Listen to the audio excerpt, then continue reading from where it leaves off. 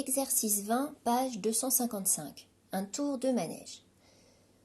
Un manège de 16 mètres de diamètre, animé d'un mouvement circulaire uniforme autour d'un axe vertical, fait un tour complet en 2,40 secondes. Première question. Faire un schéma de la situation vue de dessus. Alors le manège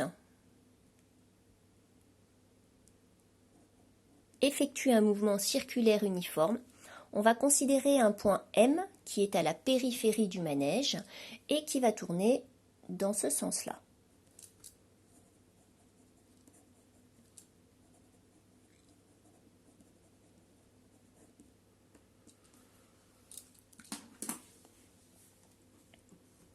Pour représenter les vecteurs vitesse et accélération dans le repère de freinée, on va déjà représenter le repère de freinée.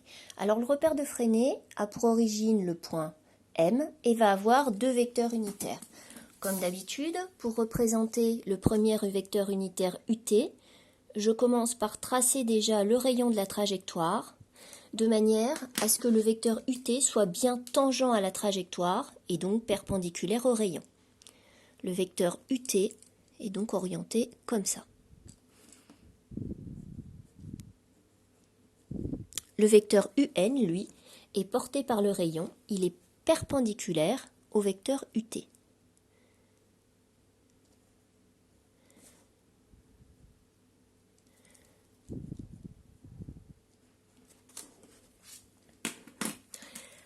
Alors dans le repère de freinée, le vecteur vitesse s'exprime de la manière suivante. V égale V, la norme de la vitesse, suivant le vecteur UT.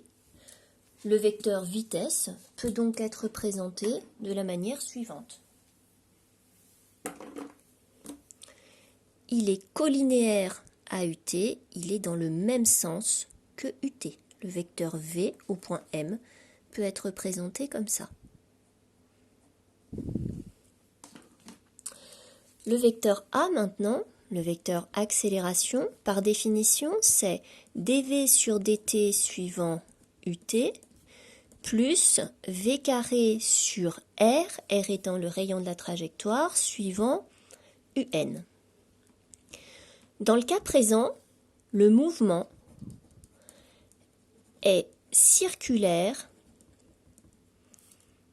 uniforme. Comme le mouvement est uniforme, cela signifie que la vitesse est constante. Si la vitesse est constante, ça veut dire que dv sur dt est égal à 0.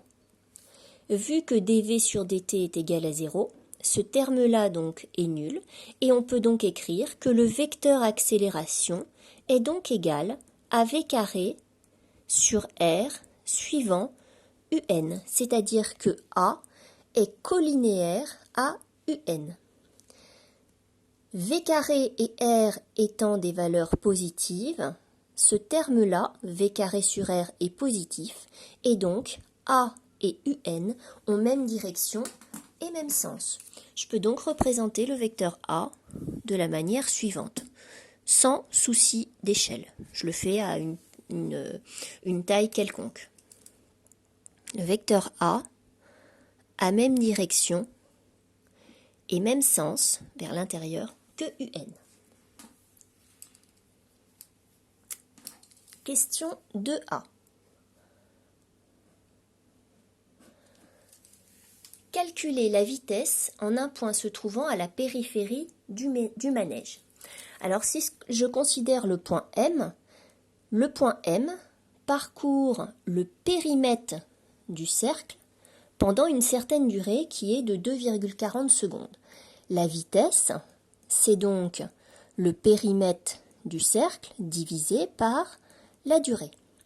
Le périmètre d'un cercle se calcule par la relation 2 fois pi fois r, divisé par delta t. Ici, on ne vous donne pas r, le rayon, on vous donne le diamètre. Eh bien, le rayon, c'est le diamètre divisé par 2, et donc le tout sur delta t. Les deux se simplifient, il nous reste donc pi fois d sur delta t. Lorsqu'on fait le calcul,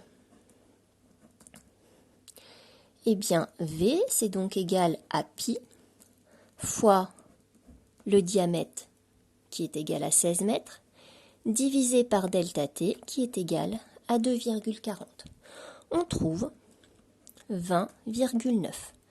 V est donc égal à 20,9 mètres par seconde.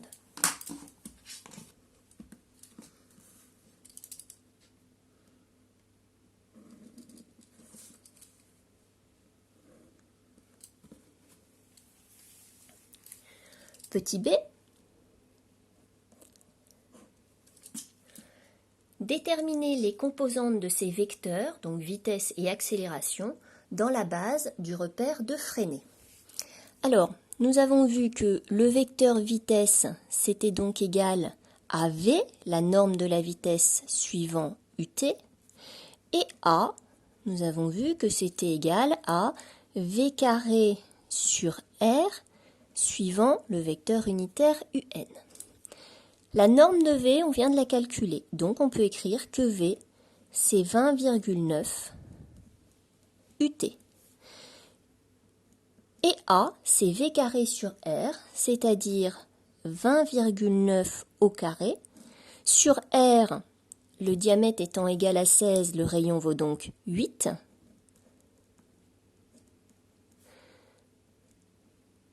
Suivant un, ce qui donne 54,6 un.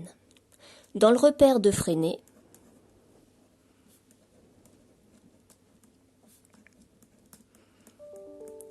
on peut donc écrire que V a pour coordonnées 20,9 et 0 et que A pour coordonnées 0 et 54,6. Dernière question. On reprend exactement les mêmes calculs, mais cette fois-ci lorsque le rayon de la trajectoire est égal à 4 mètres. Dans ce cas, si R égale 4 mètres, alors V a pour coordonnées 10,5 et 0 et A pour coordonnées 0 et 27,4.